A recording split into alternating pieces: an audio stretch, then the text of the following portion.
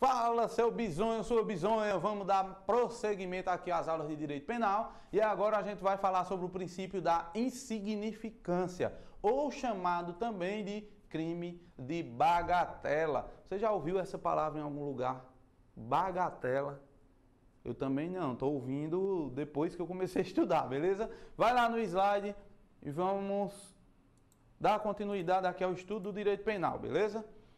Vê só, galera. Vocês lembram? Você que está me assistindo aí, deixa eu só botar a caneta aqui.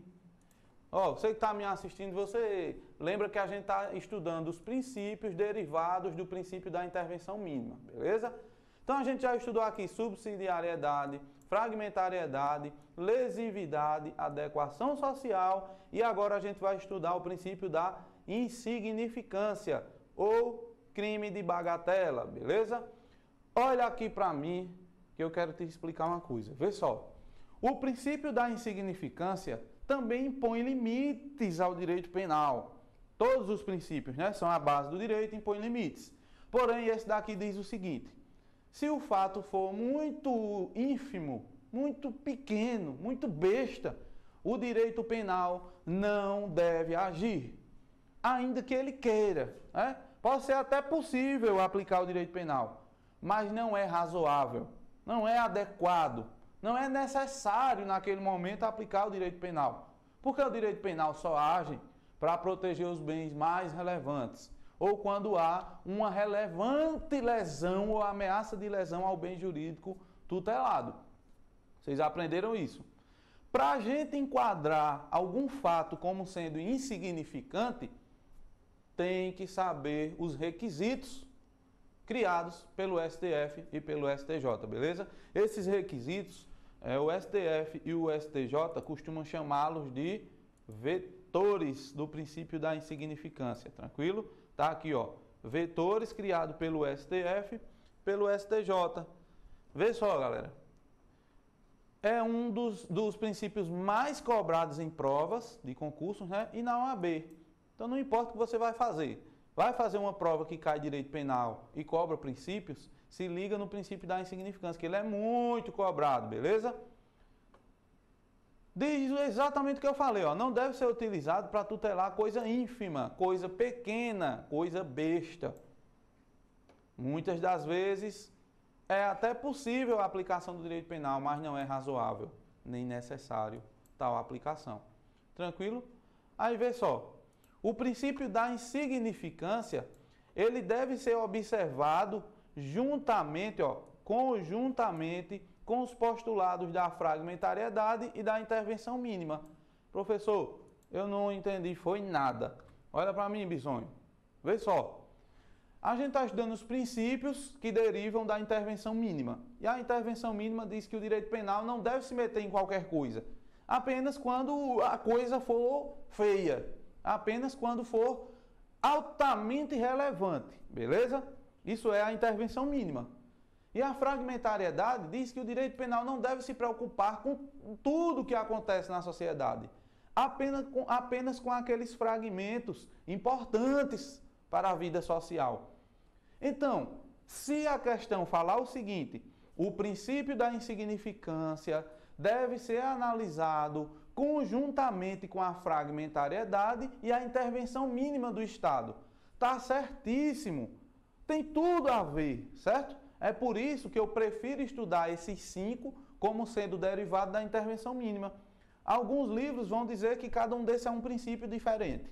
Beleza. Outros livros vão dizer que esses princípios derivam da intervenção mínima.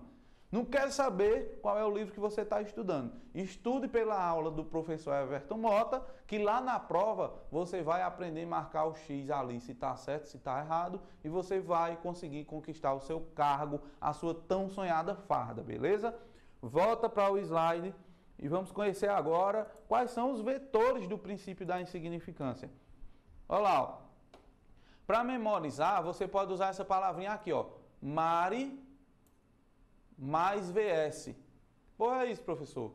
Mari mais VS. Vê só. Cada letrinha dessa é uma palavra, ó. Mínima ofensividade, ausência de periculosidade, reduzidíssimo grau de reprovabilidade e inexpressividade na lesão jurídica causada. E o que significa esse VS aqui, ó? Valor sentimental da coisa.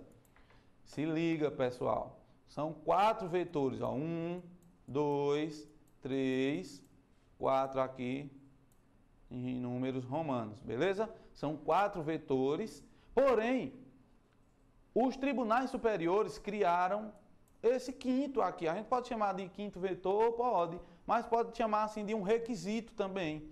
Não importa, o que importa é você saber aqui, ó, que tem que ser analisado o valor sentimental da coisa. Então, dá uma pausa aí, anota no teu caderno isso, que a gente vai estudar o que significa o MARE, beleza? Primeira letra do MARE é o M, que significa mínima ofensividade da conduta. Ou seja, a ofensa existe, mas é uma ofensa mínima, insignificante, certo? Tem que ter, ó, presta atenção. O MARE são 4 vetores. Tem que ter os 4 para poder a gente tornar o fato insignificante para o direito penal. Se faltar um deles, então o direito penal vai ter que agir, vai ter que punir aquela pessoa. Entendeu? Se liga. Eu vou contar uma história e dessa história você vai analisando aí os vetores. Digamos que o Washington, né, que é o nosso coordenador dos estúdios, ele entra aqui e decide subtrair uma pilha dessa. Ele olha e diz, eita, estou precisando lá para o controle da minha televisão. Ele bota no bolso e leva. Isso daí está previsto como crime, sim ou não? Artigo 155 do Código Penal. Furto, subtrair para si ou para outrem coisa alheia móvel.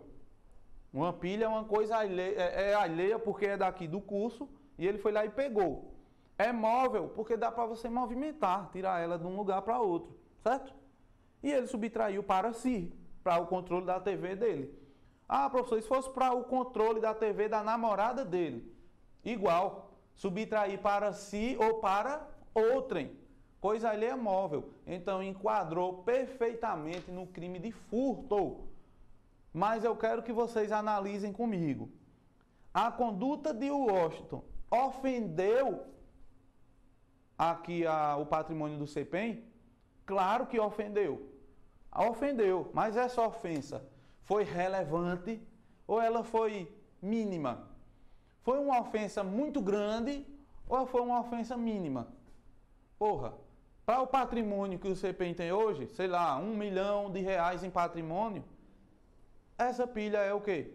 Insignificante, porra. Então foi uma ofensa, mas essa ofensa foi mínima, beleza? Então olha lá no slide de novo e tu vai perceber, porra, que está aqui, ó, o primeiro requisito, mínima ofensividade da conduta. A gente já achou, né? Agora tem que achar os outros. Ausência de periculosidade. Olha para mim. Teve perigo na ação de Washington? Claro que não. Furto não tem perigo. O furto é quando o cara pega sem ninguém ver, né? Sem o dono da coisa. Ele não vê na hora que o cara pega.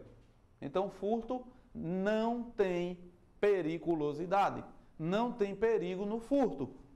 Professor, e se o perigo for pequeno, mínimo? Aí fudeu. Aí não se aplica o princípio da insignificância. Porque aqui, ó, olha lá de novo no slide. O único vetor que tem que estar ausente é o perigo, ó. Os outros podem até existir, mas tem que ser mínimo, reduzido ou inexpressivo. A periculosidade é o único que tem que estar ausente, não pode ter nem um pouquinho de perigo. Nesse caso, ok, a gente encontrou o segundo vetor do princípio da insignificância, porque no furto não tem periculosidade. Olha para mim, ó. Professor, e se ele chegasse aí no CPEM e roubasse uma pilha? Pegasse uma arma ali, bora, mão na cabeça, eu quero uma pilha para o meu controle. Aí, meu amigo, já tem perigo, certo? Se tem perigo, não pode aplicar o princípio da insignificância. O direito penal vai agir, vai punir, beleza? No roubo, é impossível aplicar o princípio da insignificância. Se ele roubar a tampa de uma caneta, vai ser punido pelo direito penal. Porque no roubo tem o quê? Perigo. E o perigo aqui tem que estar o quê? Ausente. Volta lá para a gente ver o terceiro vetor. Olha lá, ó. Terceiro vetor, reduzidíssimo grau de reprovabilidade da conduta do agente. O que seria esse reduzidíssimo grau? Vê só, se você chega aí e sai perguntando, faz uma pesquisa, né? Ó, coordenador dos estúdios do CPEM subtrai uma pilha para botar no controle da TV dele. E o professor Everton quer prender ele. O professor Everton arrastou ele para a delegacia e agora está pensando se faz o procedimento ou se libera. Se você fizesse uma pesquisa aí com umas 300 pessoas na rua, a maioria, 99%, ia dizer, porra, bicho, é exagero, por conta de uma pilha. O que é uma pilha para um curso daquele tamanho? Também já quer se amostrar. Todo mundo ia dizer logo isso. Um ou outro ia dizer assim, prende, né? Quem furta uma pilha, furta um caminhão. Diz logo assim, né? Ou seja, aquelas pessoas mais rígidas ia querer a punição de Washington. Mas a maioria da sociedade ia dizer assim, não, bicho, faz o seguinte, bota ele para fora. Ou, sei lá, dá uma suspensão. Porque uma pilha não é nada, velho. Justamente aí a gente encontra o reduzidíssimo grau de reprovabilidade da conduta. Reduzidíssimo grau é dizer assim, tem reprovabilidade. Tem sim, porque parte pequenina da sociedade vai reprovar essa conduta. Mas a maioria não vai reprovar. Vai dizer que é besteira, vai dizer que não é isso tudo também para prender o cara por conta de uma pilha. Entenderam? Reduzidíssimo grau de reprovabilidade é isso. No furto de Washington, teve reduzidíssimo grau de reprovabilidade? Sim, então vamos marcar lá, seu bisonho. Aqui, ó, marca. Só que tem um quarto, inexpressividade na lesão jurídica causada. O que é isso, professor? Quando Washington fere o artigo 155 do Código Penal, ele lesou juridicamente, certo? Lesou a lei. Mas essa lesão foi o quê? Inexpressiva, pô. Por conta do fato em si, do contexto, certo? Uma pilha para o patrimônio do CPEM, ele causou uma lesão jurídica, mas essa lesão jurídica foi inexpressiva, beleza? Feriu a lei, mas foi muito fraco. Então o direito penal não vai agir. Sabe por quê? Porque quando a gente olha lá os vetores, a gente encontrou os 4 nesse furto da pilha. Mas tem que ser avaliado ainda o valor sentimental da coisa. Aí eu pergunto a vocês, essa pilha aqui tem um valor sentimental para o CPEM? Acredito que não. Que porra essa pilha tem para ter um valor sentimental? Ah, não. O professor Everton é apaixonado por essa pilha. Aí dentro, que merda é essa? Não tem valor sentimental. Então quer dizer o quê? O direito penal não pode ser aplicado. O princípio da insignificância vai dizer assim, parou aqui, direito penal, daqui para frente você não anda. O princípio é a base do direito e impõe limites ao direito penal, entendeu? Mas se liga, eu vou dar um exemplo de uma coisa que tem sentimento, tem valor sentimental no caso, né? Imagina aí, se você tem um cachorro, não um cachorro de raça caro, porque tem cachorro que vale mais do que uma casa, mas um cachorro velho fuleirinho aí, de vira-lata, cheio de pulga. Você tem esse cachorro, você gosta dele ou não? Me diga aí, você que tem um cachorro, gosta do seu cachorro ou não? Sim, com certeza. Gosto mais dele do que da minha namorada. Olha aí, que você acabou de dizer. Então, esse cachorro foi subtraído. Materialmente falando, quanto é que vale um cachorro velho vira-lata? Não vale porra nenhuma. Mas o valor sentimental existe. Então, se tem valor sentimental, o princípio da insignificância não pode ser aplicado. O direito penal tem que agir. O direito penal vai ter que punir aquele cara que furtou o teu cachorro vira-lata. Entendeu? Então tem que ser analisado no contexto. Tranquilo? Vê só, o princípio da insignificância, ele é aplicado em várias situações. Inclusive, a gente encontra muita doutrina e jurisprudência em relação a esse princípio. Só com isso que eu falei, dá para você resolver um monte de questões. Porém, tem mais coisas importantíssimas que vai cair na sua prova. E a partir de agora, você vai anotar tudo que eu falar e, presta atenção. Se cair na prova, você vai responder do jeito que eu vou falar aqui, tranquilo? Volta lá no slide e vamos prosseguir. Vê, quando eu coloquei aqui atenção, é justamente porque cai em várias provas de concurso. Caiu já, né? Se caiu várias vezes, provavelmente vai cair na sua de novo, seu bisonho. Crime de falsificação de moeda não admite a aplicação da bagatela, ou seja, do princípio da insignificância. Por quê, professor? O cara pode falsificar uma nota de R$200, que é a maior nota que a gente tem hoje no país, ou uma moedinha de 5 centavos, que é a moeda válida hoje. Ainda vale, né? A de 5, a de 1 centavo é que saiu de linha, né? Mas, não importa se ele fabricou 5 centavos, né, moeda falsa, ou uma nota de R$200, porque ele feriu a moeda do país, meu amigo. Então, não tem nada de insignificante nisso, não. Ah, professor, com 5 centavos o cara não consegue comprar nada, beleza. Mas não é o valor dos 5 centavos em si, é o valor moeda do país. Porra, o cara está falsificando a moeda do país. Isso é muito sério, porra. Não se aplica o princípio da insignificância nos casos de falsificação de moeda, beleza? Volta lá e preste atenção, menos de um salário mínimo por si só configura o princípio da insignificância? Isso é uma pergunta e eu quero que você me responda. E aí?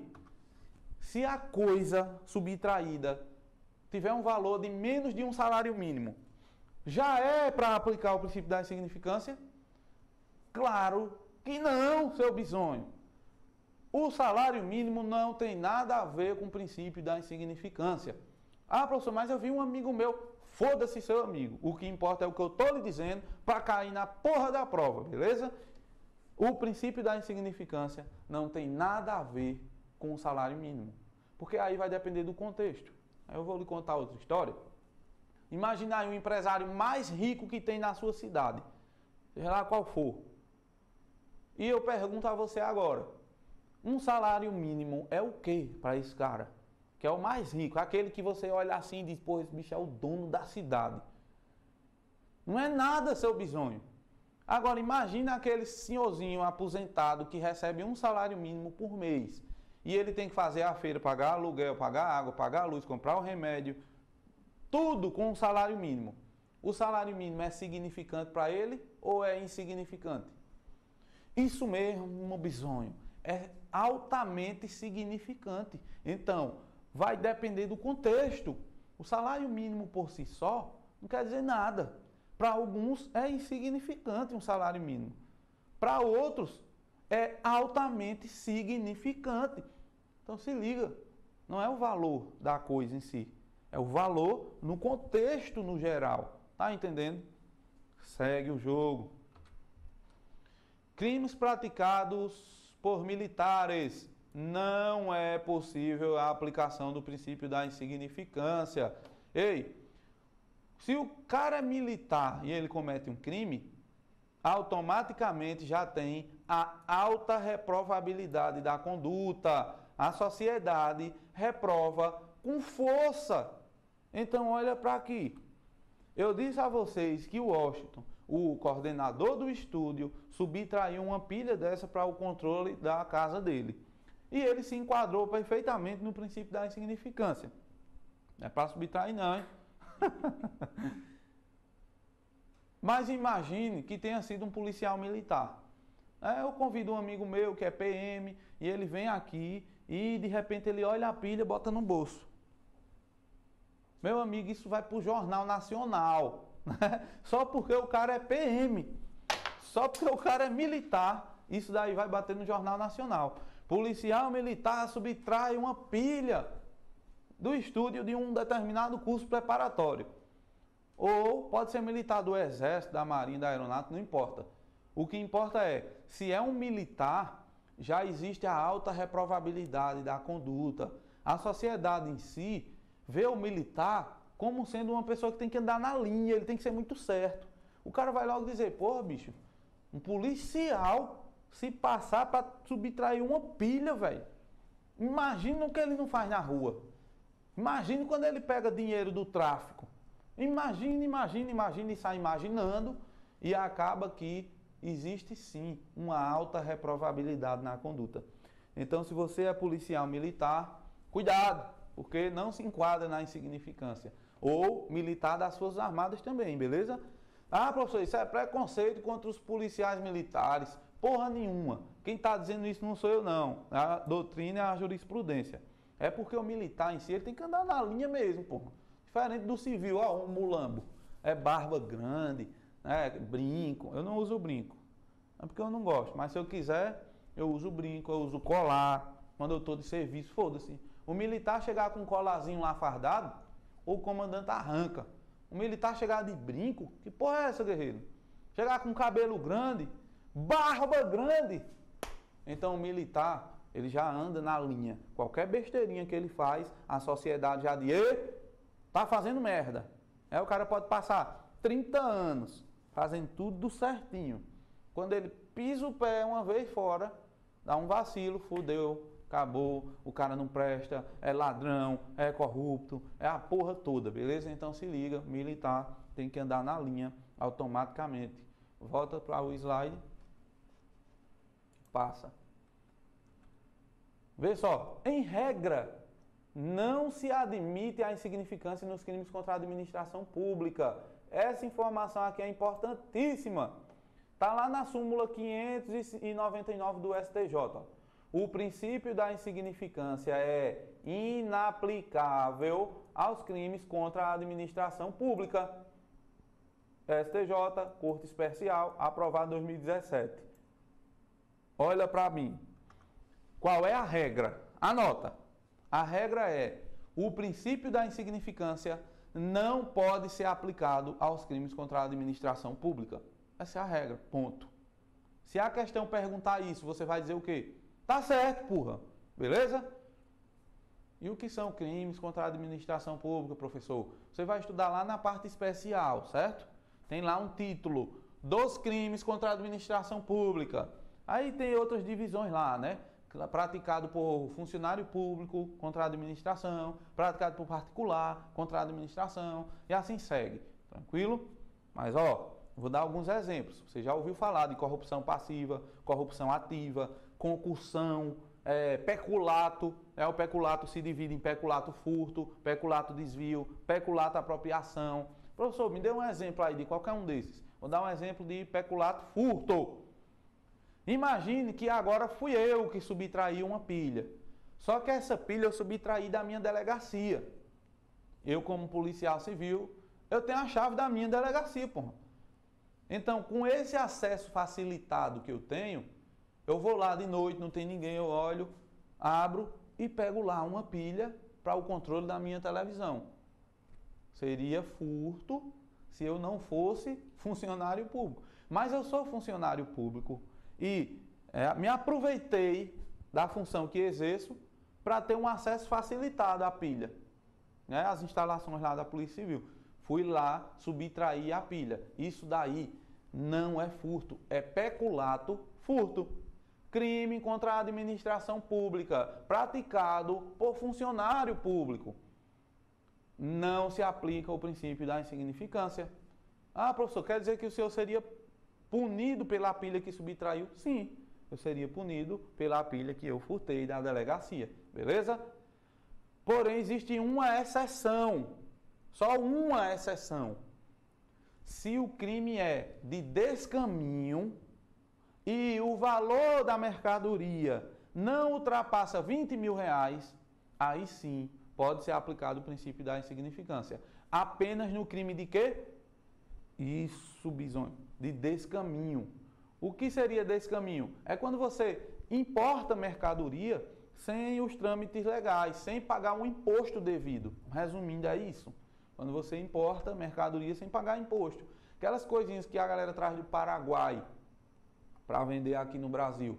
celular, brinquedo, rádio de pilha, não sei o que, aquelas caixinhas de som, passa pela fronteira sem pagar imposto, isso daí é crime de descaminho. Se o valor da mercadoria não ultrapassar 20 mil reais, aplica-se o princípio da insignificância e o direito penal não pode punir o cara. Professor, e o imposto? Tem que pagar. Uma coisa é o imposto, outra coisa é o crime, certo? Então não tem nada a ver uma coisa com a outra. A mercadoria vai ser apreendida? Sim. E você vai ter que pagar o imposto, se você quiser a mercadoria. Agora o crime. Só vai responder por crime de descaminho se o valor da mercadoria ultrapassar 20 mil reais, beleza? É diferente do crime de contrabando, galera. O crime de contrabando é quando você importa mercadoria que é proibida de circular no Brasil. Aquele cigarro do Paraguai, por exemplo, é o melhor exemplo que tem. Né? Cigarro do Paraguai, aquilo é proibido no Brasil. Não pode entrar. Se quiser pagar imposto, não entra. É proibido aquela merda aqui no Brasil. Aí você traz uma mercadoria proibida, já não é descaminho, é contrabando, é um crime mais pesado. Então, não se aplica o princípio da insignificância ao crime de contrabando. Só tem um crime que é possível aplicar, né? Um crime contra a administração pública, é o descaminho. Então, anota. Se a questão botar no plural, é possível aplicar o princípio da insignificância nos crimes contra a administração pública. Tá certo ou tá errado? Tá erradíssimo. A regra é, não se aplica o princípio da insignificância aos crimes praticados contra a administração pública, salvo no crime de descaminho. Então é um crime só que não aceita, que aceita a insignificância, beleza? Tá aqui, ó. Exceção, crime de descaminho, quando o valor não ultrapassar 20 mil reais. Segue o jogo. A reincidência por si só desnaturaliza a insignificância? Sim ou não? Vocês estão vendo que tem um sim aqui, depois eu risquei e coloquei um não. Por que essa putaria? Porque o STF vive frescando. Uma hora ele pensa uma coisa, outra hora ele pensa o contrário do que ele pensou. Pô, professor, eu não entendi foi nada. Olha para mim que eu vou explicar. Ó. Reincidência é quando o cara comete o crime de furto uma vez e comete pela segunda vez o crime de furto. Pela terceira vez o crime de furto. Isso é reincidência específica, certo? É quando o cara não é primário. Roubou, depois rouba de novo. Furtou, furta de novo. Já é reincidente, porque já tem um furto anteriormente, beleza? O que era que o STF pensava? O STF dizia o seguinte: o cara que é reincidente não merece ter aplicado o princípio da insignificância. Ou seja, quando o cara furtou uma caneta, uma pilha, vamos dar o exemplo aqui da pilha, furtou uma pilha, foi aplicada a insignificância, ele foi liberado. Depois ele veio, furtou uma pilha de novo. Porra, ele já é reincidente. O STF dizia o seguinte: ele não tem mais direito não ao princípio da insignificância não. Ele deixar de ser safado. Porém, o STF mudou de pensamento. E agora, na sua prova, você vai botar o seguinte: a reincidência por si só não desnaturaliza, não descaracteriza o princípio da insignificância. Desde que estejam presentes os demais requisitos, pode sim aplicar a insignificância no caso de reincidência. Então o cara pode furtar uma pilha hoje, furtar outra pilha amanhã, daqui uns 15 dias, se ele quiser, ele furta uma caneta, foda-se. Se ele se enquadrar, né, nos 4 vetores e a coisa não tiver valor sentimental, acabou. É aplicado sim o princípio da insignificância e já era, beleza? Então tá tudo explicadozinho aí no slide para vocês. E agora a gente vai resolver algumas questões para terminar a aula. Vamos lá? Dá pausa e lê, né, bisonho? Uma vez aplicado o princípio da insignificância, que deve ser analisado conjuntamente com os postulados da fragmentariedade e da intervenção mínima do Estado, até aqui, certo? A própria tipicidade penal, examinada na perspectiva do seu caráter material, é afastada ou excluída. Questão o quê? Correta. Olha para mim para eu explicar ela. Ah, professor, o senhor não falou dessa perspectiva do caráter material da tipicidade do direito penal. Porra, não expliquei mesmo não. Sabe por quê? Porque a gente vai ver isso lá quando a gente estiver estudando teoria do crime. Mas eu quero que você aprenda agora uma coisa.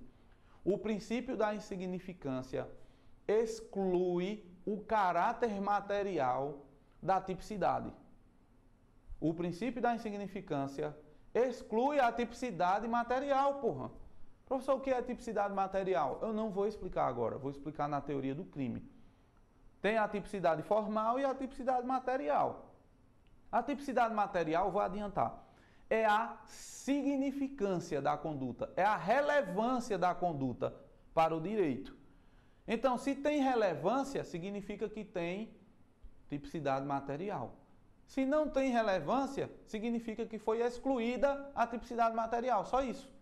Por enquanto, você só precisa saber disso para resolver questões sobre o princípio da insignificância nesse sentido, beleza? Vai rapidinho lá na outra questão para a gente continuar. Geralmente, esse caput aqui é só para encher linguiça. Lê aqui, ó. É possível a aplicação do princípio da insignificância nos crimes contra a administração pública, desde que o prejuízo seja em valor inferior a um salário mínimo. Certo ou errado? É errado duas vezes. Olha para mim e presta atenção. Primeiro que ele falou aqui, é possível a aplicação da insignificância nos crimes contra a administração. Já errou daí. Porque não são nos crimes, só em um crime desse caminho. Ele botou isso aqui como regra. A regra é, não se aplica, beleza? Outro erro, desde que o prejuízo seja inferior a um salário mínimo. O que é que o salário mínimo tem a ver com essa merda? O salário mínimo não tem nada a ver com o princípio da insignificância, beleza? Volta lá, Bisonho. De acordo com o entendimento do STF, a aplicação do princípio da insignificância pressupõe a constatação de certos vetores para se caracterizar a tipicidade material do delito. Tais vetores incluem ele quer a resposta correta, beleza? Reduzidíssimo grau de reprovabilidade do comportamento. Opa, já achamos a resposta. Mas vamos dar uma olhadinha nas outras. Desvalor relevante da conduta e do resultado. A gente não falou sobre isso, então tem nada a ver. Mínima periculosidade da ação. Opa, mínimo perigo? Erradíssimo. O perigo tem que estar ausente. Então a letra C está errada. Relevante ofensividade da conduta do agente? Opa, é irrelevante. Então aqui está errado. Expressiva lesão jurídica provocada? Ei, inexpressiva. Então está errado. Resposta letra A. Tá aí o gabarito, né? Primeiro letra C, segundo letra E e terceiro letra A. Presta atenção agora no que eu vou te falar para rimar. Tá difícil? É porque você está no caminho certo. Não é fácil para ninguém, mas é possível para todos. Não desista. Levante a cabeça, bunda na cadeira, que um dia sua hora vai chegar. Sua farda está bem perto. E lembre-se, toda vez que você pensar que é o fim, que não dá mais para continuar, é porque você está na metade da última volta. Falta só a metade da última volta para você chegar lá. Então não desista, seu bisonho. Continua na luta que o teu dia vai chegar. Tamo junto, até a próxima.